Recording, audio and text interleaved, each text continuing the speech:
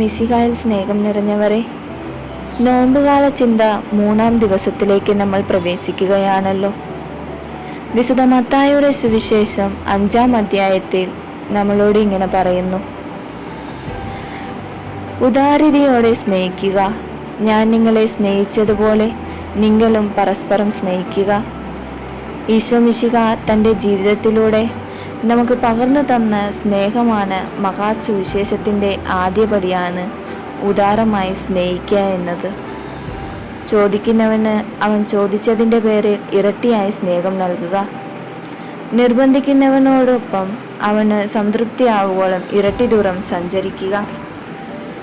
ദ്രോഹിക്കുന്നവനോട് ക്ഷമിച്ചുകൊണ്ട് ദ്രോഹിക്കാൻ അനുവദിക്കുക. നമ്മുടെ ഉള്ളിൽ നിന്ന് പുറത്തേക്ക് ഒഴുകാൻ നിൽക്കുന്ന കോപത്തിൻ്റെയും അഹങ്കാരത്തിൻ്റെയും വിദ്വേഷത്തിൻ്റെയും അതിമോഹങ്ങളുടെയും ലാഭയും തണുപ്പിക്കാൻ ശാന്തതയുടെ ഭൂരിഭാഗം നമ്മുടെ ഉള്ളിൽ നിന്ന് ഉദിക്കട്ടെ. അതിനായി നമ്മുടെ മനസ്സ് അവരുടെ മനസ്സിൻ്റെ ആഗ്രഹത്തോടെ കൂടെ ഇരട്ടി ദൂരം മിശിഹായുമായി ചേർന്ന് സഞ്ചരിക്കട്ടെ. ഒരു കവിളിൽ അടിക്കുന്നവരോട് ഈശോയെ എന്ന് വിളിച്ചു പറഞ്ഞ് 2-ാം കവിൾ കാണിക്കുക. അപ്പോൾ നമ്മുടെ ഈശോ അത് ഏറ്റുവാങ്ങി അനുഗ്രഹമാക്കും. ക്ഷമിച്ചവനും ക്ഷമ കിട്ടിയവനും ദൈവസ്നേഹം അനുഭവിക്കുന്നു.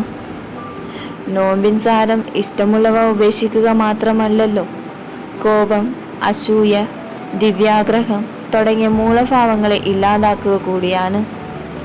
ആ ദിനങ്ങളിൽ അനുരഞ്ജന കൂദാശ ആത്മാർത്ഥമായി നടത്തി നമ്മുടെ മനസ്സിനെ ദൈവപ്രസാദവരം സ്വീകരിക്കുന്നതിനായി ഒരുക്കാം. ഉദാരതയോടെ സ്നേഹിക്കാൻ നമ്മളെ ഒരുക്കാം. ദൈവം നിങ്ങളെ അനുഗ്രഹിക്കട്ടെ.